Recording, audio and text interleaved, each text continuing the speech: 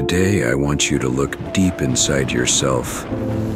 Every tear, every challenge, every dark night isn't the end. It's the beginning of something bigger. Maybe you faced betrayal, felt the weight of scarcity, or the pain of ingratitude. But know this: even your deepest wounds are seeds that God plants for your victory. Don't give up. Keep going.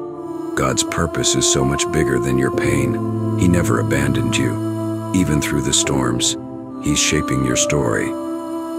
If this message spoke to you, subscribe now.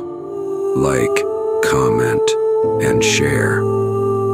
This might be the last chance for someone to hear that God is still in control.